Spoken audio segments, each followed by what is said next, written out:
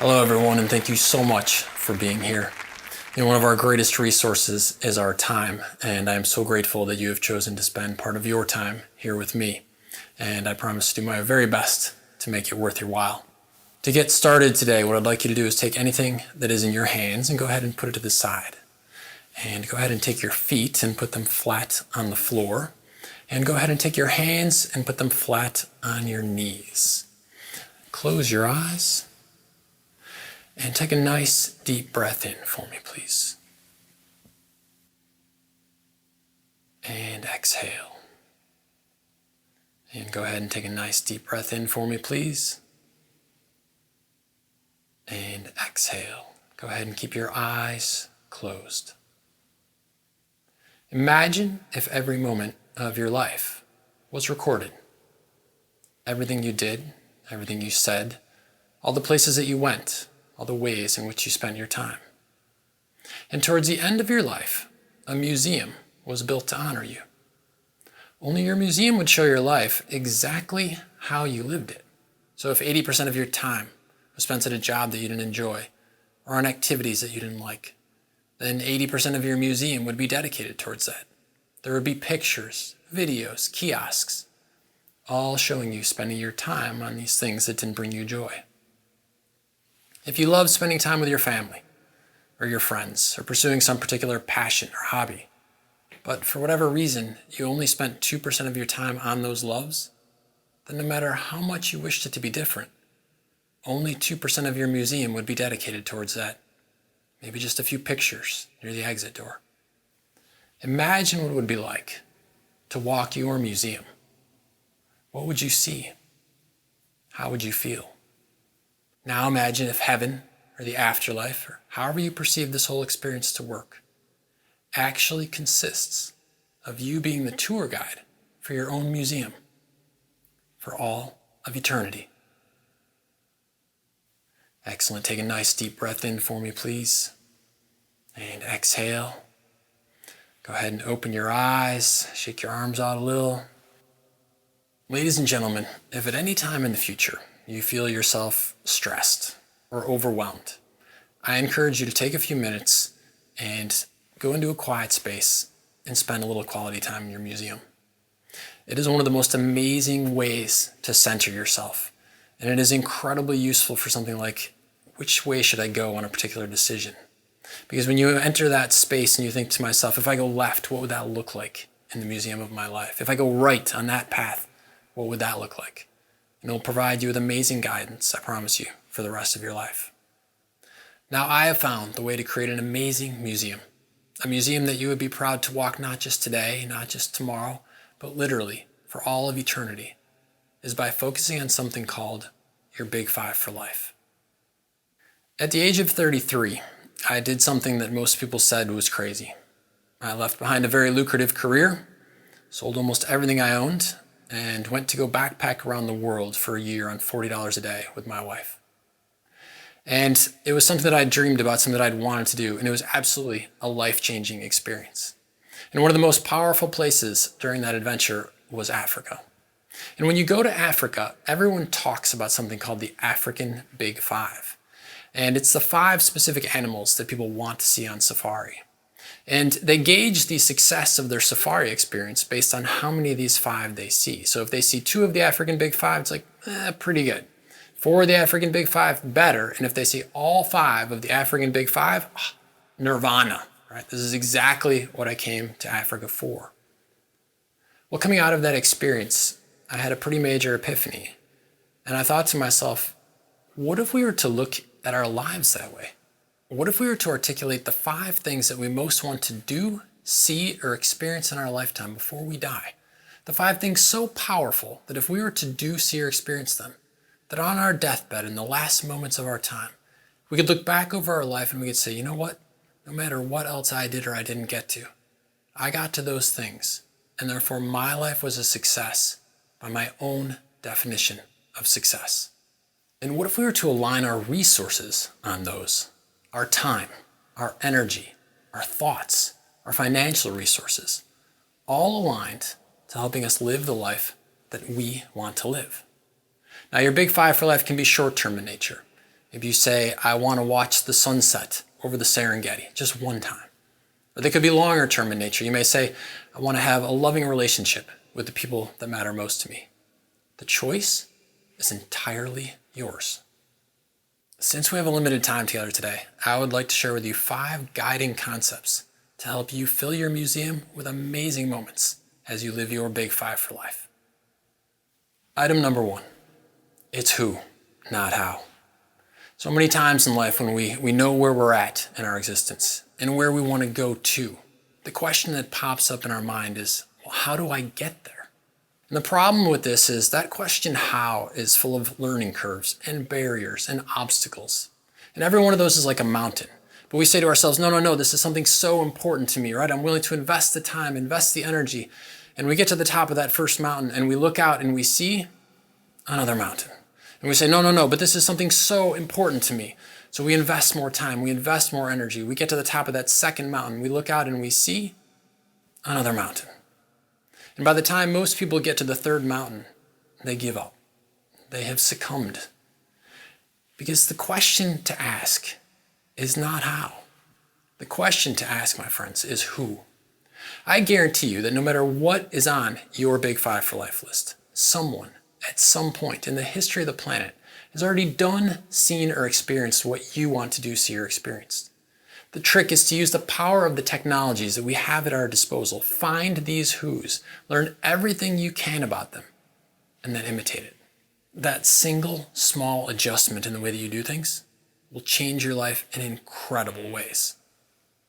All right, concept number 2, shuffling through the Caribbean. A woman once shared with me this incredible story of the power of using who versus how. She said, I went to school and I was trained as a chef. And when I got done with school, I decided that what I really wanted to do was to go cruise the Caribbean. And so I used this other aspect of the who technique, which is telling everybody possible about your dream. She said, I told my parents, I told my friends, I told the rest of my family, told the people at the school where I was trained as a chef. She said, a week later, my phone rings, and it's the people at the school. They said, you're not going to believe this, but a guy just walked in. He owns a private yacht.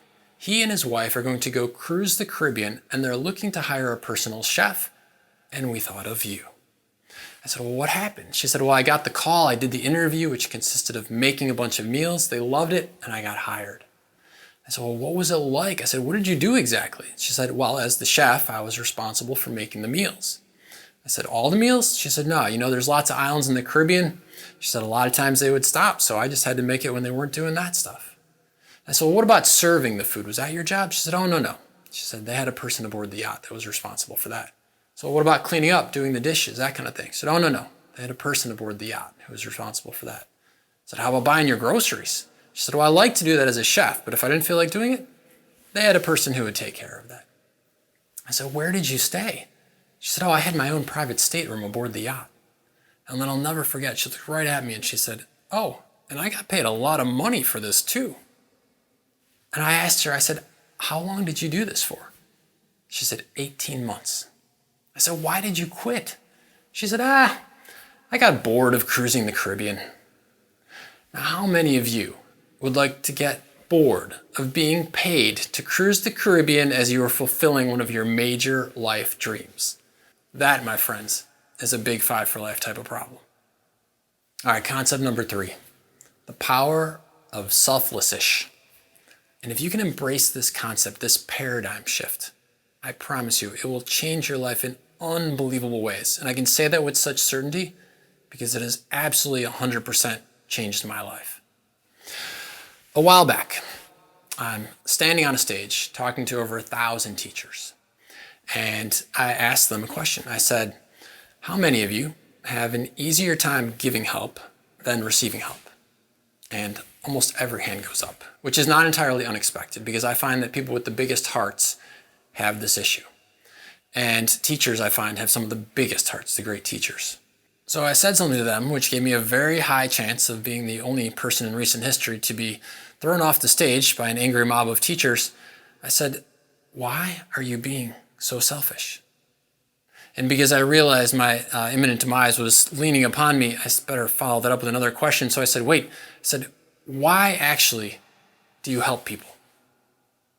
And someone yelled out from the crowd, they said, because it makes a positive difference in their lives. I said, well, that's true. And someone else yelled out, because when I do that, I know that it helps them in some capacity.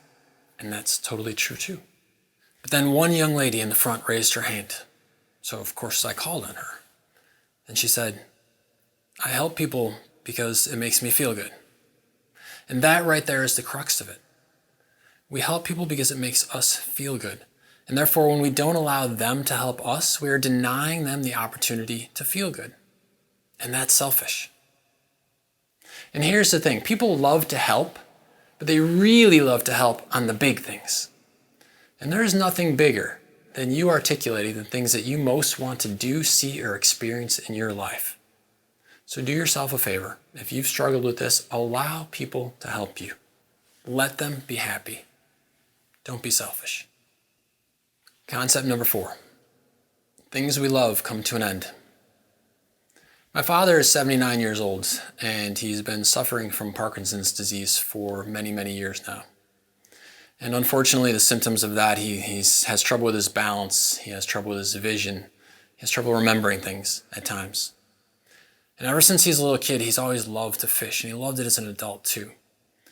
But there came a time because of his medical condition that he just couldn't do it anymore.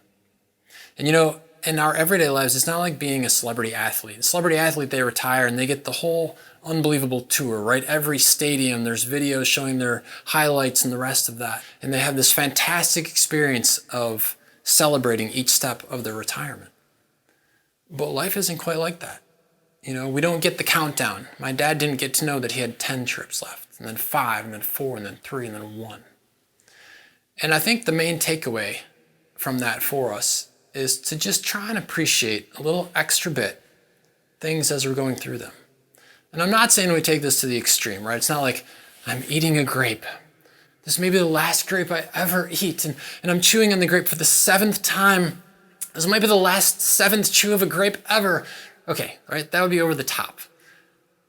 But I think that we can take a moment for the things that matter to us. I'm getting on an airplane, and I'm flying off to an exotic destination for an adventure.